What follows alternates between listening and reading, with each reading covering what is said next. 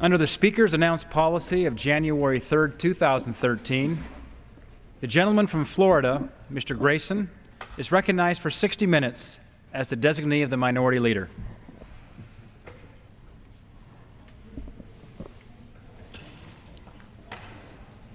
Move it back, just so I can see. Good, thanks. Mr. Chairman, I rise today to discuss shocking revelations reported in the media starting last Wednesday, that is 9 days ago, and continuing for several days afterward, regarding the scope of the NSA's spying program, including both foreigners and Americans. The NSA is the National Security Agency.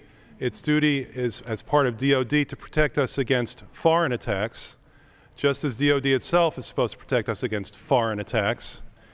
And DoD, like the CIA, is on the side of the firewall dealing with foreign threats, as opposed to the FBI and the Justice Department, who deal with domestic threats.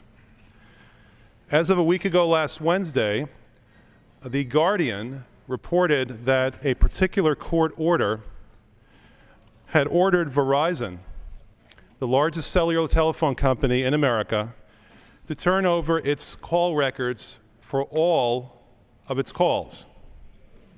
All of its calls. I have the document from the Guardian's website here in front of me. It is a document that it was issued as a secondary order by what's known as the FISA court. That court is the Foreign Intelligence Surveillance Court established under the Foreign Intelligence Surveillance Act. Let's start with the name of the court. The Foreign Intelligence Surveillance Court. As the name implies, as the name of the act implies, the jurisdiction of the court is limited to foreign surveillance and foreign threats. This is by statute. The order itself was printed and posted at the website. Millions of people have seen it since then. And what it purports to be, I say purports to be, but in fact the agency involved, the NSA, has not denied that this is a valid, real document. It says that the court, having found application of the Federal Bureau of Investigation for an order requiring the production of tangible things from Verizon, specifically Verizon Business Network services, et cetera, orders that the custodian of records produces not to the FBI, but to the National Security Agency, a component of the Defense Department, upon service of this order and continued production on an ongoing daily basis thereafter for the duration of this order, unless otherwise ordered by the court, an electronic copy of the following tangible things. Right here. Take a look at it. These tangible things are identified in the order as follows. All call detail records or telephony metadata created by Verizon for communications, 1, between the United States and abroad, which sounds like it might be international, and then 2, wholly within the United States, including local telephone calls. On its face, this is an order for Verizon, our largest cellular telephone company, to turn over call records for every single call in its possession. Mr. Chairman, that includes calls by you. It also includes calls by me. In fact, it includes calls by me when I'm calling my mother or my wife or my daughter. And for those who are listening on C-SPAN or otherwise, it includes every call by you. Now, the first question that comes to mind is, first, is this just for Verizon? Well, we don't know for sure at this point, but the NSA has not denied that there are similar orders in extent for MCI, for AT&T, for Sprint, for every telephone company that carries any significant amount of data or calls in this country. Another question is, how far back does this order go? The order itself is dated on its face April 25, 2013. One of the more interesting things about this order posted at the Guardian's website is that it has no starting date. Under this order, under the plain terms of this order, Verizon has to go and give the federal government, specifically the Department of Defense, the NSA, all of its call records of all of its calls going back to the beginning of time. And this obligation continues until July 19th of 2013, presumably because the order will be renewed at that point upon request of the NSA and the FBI. Let's be clear about this. This appears to be an order providing that our telephone companies providing service to us turn over call records for every single telephone call, regardless of whether it's international or not. Now, if somebody had come to me 9 days ago and said to me, Congressman Grayson, do you think that the Defense Department is taking records of every telephone call that you make or I make or anyone else makes? I would say, no, I have no reason to believe that. It would shock me if it was true. Well, it is true, and it does shock me. Why should we have our personal telephone records, the records of whom we call, when we speak to them, how long we're talking, why should we have that turned over to the Defense Department? What possible rationale could there be for that? Well, I'll tell you what I think the rationale might be, because somehow that makes us safer. Well, let me say to the NSA and to the Defense Department, you can rest assured there is no threat to America when I talk to my mother. Now, what exactly is wrong with this? What's wrong with this, first of all, is that there is a firewall between the Defense Department and the CIA on the one hand, and the FBI and the Department of Justice on the other. One protects us from international threats, the other one protects us from domestic threats. That's been the law in America since the 1870s, when Congress enacted and the President signed the Posse Comitatus Act. And this order crushes that distinction. It eliminates it. It obliterates it. It kills it now and forever. Now, the second thing that is offensive about this court order is that it clearly violates the Fourth Amendment. The Fourth Amendment reads as follows: the right of the people to be secure in their persons, houses, papers, and effects against unreasonable searches and seizures shall not be violated, and no warrants shall issue, but upon probable cause, supported by oath or affirmation, and particularly describing the place to be searched and the purses or the things to be seized. Now, first of all, when the government seizes your phone records, unless you happen to be Osama bin Laden or someone close to him, there is no reason why the government would believe, or have reason to believe, probable cause that you've committed a crime, or you're going to commit a crime, or you have any evidence about someone committing a crime. There's no probable cause here. Secondly, the Fourth Amendment requires particularity. There's no particularity when the government insists by court order and under threat of further action that Verizon or AT&T or Sprint or anyone else be required to turn over their phone records to the government. There's no particularity. And this really is the essence of the matter, because if you ask the NSA for a justification, they'll say, well, it's legal. What do you mean it's legal? Well, according to their published statements, including a statement by their director last Saturday, they maintain that it's legal because of a single Supreme Court case decided in 1979 that said that the government, specifically local police authorities, could acquire the phone records of one person once. That's the case of Smith v. Maryland, 1979. And because the Supreme Court says that at that point the government could acquire the phone records of one person once, the NSA is maintaining that its entire program is legal and that it can acquire the phone records of everyone, everywhere, forever. That is a farce. Now, the other document that came to light last Thursday, in other words, 8 days ago as I speak, was a document again, posted at The Guardian's and then later at the Washington Post's website. And this is a document that is a PowerPoint presentation, which, according to the reports, was a PowerPoint presentation to analysts working for the NSA. This PowerPoint presentation is labeled PRISM US 984XN Overview, or the SIGAD used most in NSA reporting.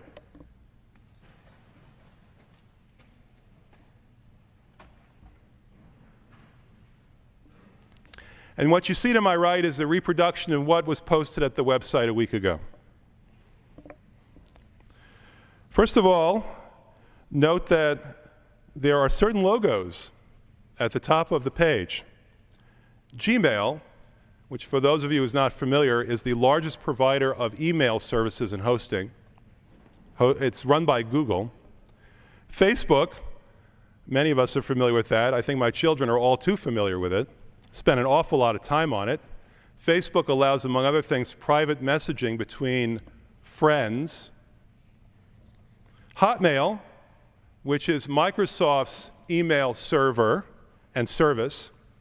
Yahoo, which performs a variety of functions, including, among other things, hosting a large number of web pages. And by the way, when you go to their web page, they can tell who you are from your IP address. And also a very widely used email service. Google, I think Google needs no introduction, but I've already introduced it. Google allows you to do web searches. It, together with Microsoft, has almost 90% of the web search market in the United States. They keep a record of the searches that you make based upon your IP address. Skype, which is a telephone company that transmits calls electronically over the internet. Paltalk, I'm puzzled, I don't know what that one is. YouTube, which is the largest host of videos in the world, and again, can tell which videos you're looking at by your IP address. And AOL Mail, which, as it sounds, is the America Online Mail email service. This document is dated at the bottom April of 2013, meaning last month. Or maybe 2 months ago. Let's take a look inside.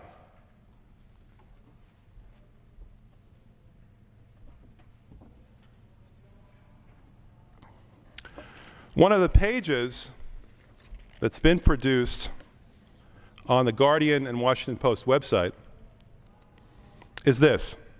And by way of background, it's been reported that this is part of a longer document. It's 41 pages long. Only 5 pages have been released to the public through the Guardian and through the Washington Post. So I'm sharing with you the 5 pages that were released a week ago and are now public. Let's take a look at this one. This one says that the NSA's prison program performs the following functions. And bear in mind, this is reported to be a training document given to NSA analysts to explain what they can do in this program. Who are the current providers to the program? Microsoft, Hotmail, etc., Google, Yahoo, Facebook, Paltalk, YouTube, Skype, AOL, and Apple. And what are they providing? Specifically, as the document said, what will you, meaning the analyst, receive in collection? Collection from surveillance and stored communications. The document said it varies by provider. We don't know how it varies. But in general, what you get is the following. Email. The NSA gets email from these providers. Video and voice chat. Videos, photos, stored data, VoIP or VoIP, which is an electronic version of your actual words when you are speaking on the phone. VoIP stands for Voice over Internet Protocol. It's your voice. File transfers, video conferencing, notification of target activity, including logons. In other words, are you on your computer or not? etc., online social network details, and what is blithely referred to as special requests, as if all that weren't enough already. Now, you might wonder, how does the government actually get this information? Well, the 5 pages that have been released gives us one answer to that question. Let's take a look at that.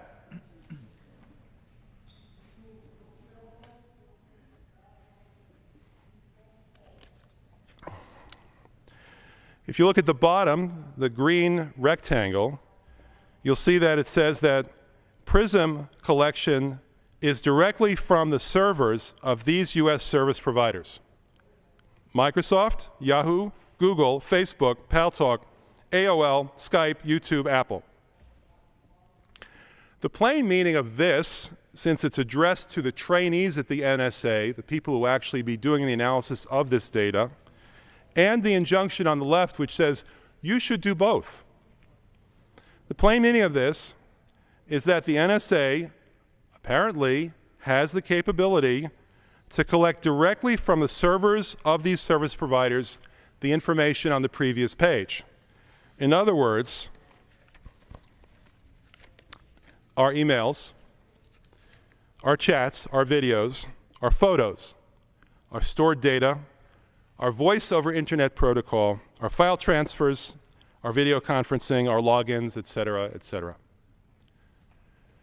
Now, there's an interesting distinction between these two documents. In the first case, with regard to the court order, the NSA's position is that's a valid court order. We regard it as legal. If you don't like it, that's too bad with you. Go change the law. To which I say, fine, I'm going to try to change that law. With regard to the second document, the situation is a little more ambiguous. What the NSA has said publicly is that the green rectangle is actually not correct. Now, bear in mind, no one said that this is not an NSA document. No one said that it's photoshopped. No one said that it is anything other than what it purports to be and what it was reported as. However, the NSA has taken the position that their own document is wrong for reasons that we don't know. And the NSA, in fact, does not have the capability to directly collect from the servers of these companies your emails, your voice over internet protocol, your photos, and everything else. They say that they just don't do that. However, we're still waiting for an explanation of how this green rectangle ended up in this document. If it's not true, they need to explain how and why it's not true.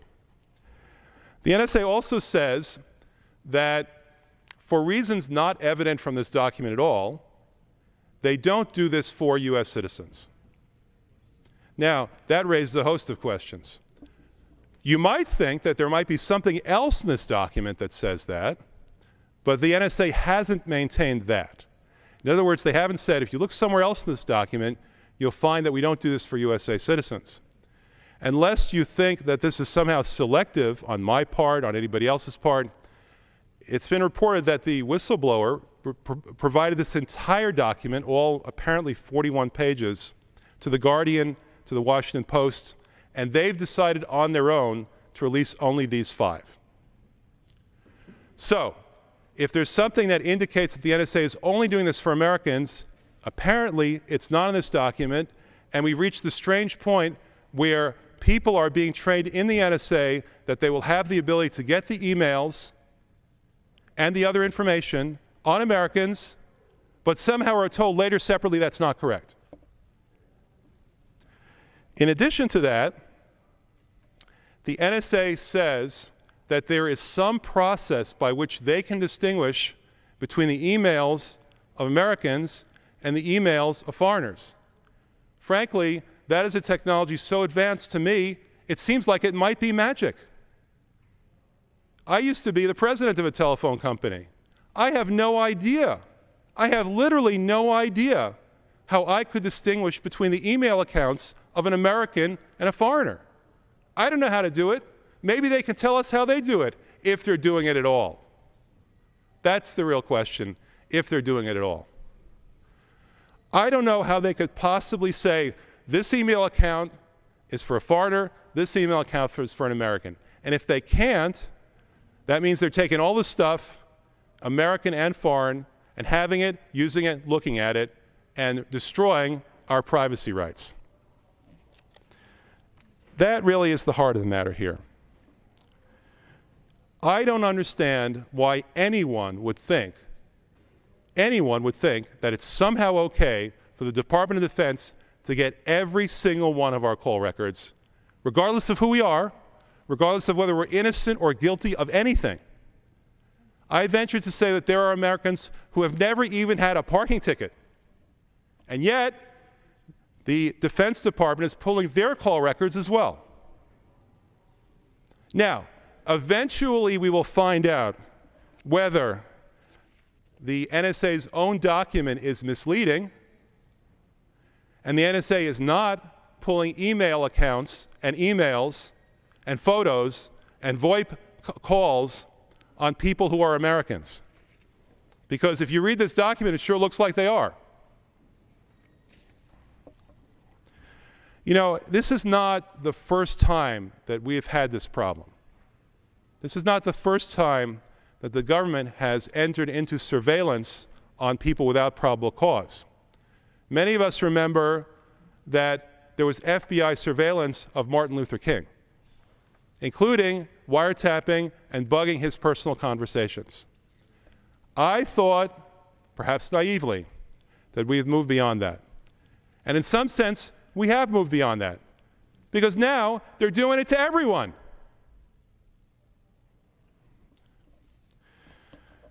In fact, one could well say that we are reaching the point where Uncle Sam is Big Brother. I submit to you that this program, although the proponents depict it as American as apple spy, this program is an anti-American program. We are not North Koreans. We don't live in Nazi Germany. We are Americans, and we are human beings. And we deserve to have our privacy respected. I have no way to call my mother except to employ the services of Verizon or AT&T or some other telephone company. I'm not going to string 2 cups between my house and her house 70 miles away. That doesn't mean that it's okay with me for the government, and specifically the Department of Defense, to be getting information about every telephone call I make to her. It's not okay with me. I submit to you, Mr. Chairman, it's probably not okay with you. And I know that for most of the people who are listening to me today, it's not okay with you either. Ben Franklin said, "Those who would give up essential liberty to purchase a little temporary safety deserve neither liberty nor safety." I agree with that. We do not have to give up our liberty to be safe. I have already heard from people who tell me that they're afraid. That they're afraid they're going to be blown up by some terrorist somewhere, that they're afraid their personal safety is at risk, and it's okay with them if the government spies on them. Well, it's not okay with me. And I stand here on behalf of the millions and millions of Americans who are willing to say, it's not okay with me either. I'm fed up. I'm not going to take it anymore. When we had a civil war, and there were 1 million armed men in this country who rose up heavily armed to fight against our central government, we did not establish a spy network in every city, every town, every village, every home. But that's what we've done right now. When I was growing up, 10,000 nuclear warheads pointed at us, and some people believe there was a communist under every bed, even then, we did not establish a spy network as intrusive as this one. I submit to you that this has gone way too far, and that it's up to us to tell the Defense Department, the NSA, the so-called intelligence establishment, we've had enough. We are human beings. We are a free people. And based upon this evidence, we're going to have to work to keep it that way. That's what I'll be doing I hope you'll join me. Thank you very much, Mr. Chairman. I yield back the remainder of my time. The gentleman yields back his time. Under the Speaker's announced policy of January 3rd,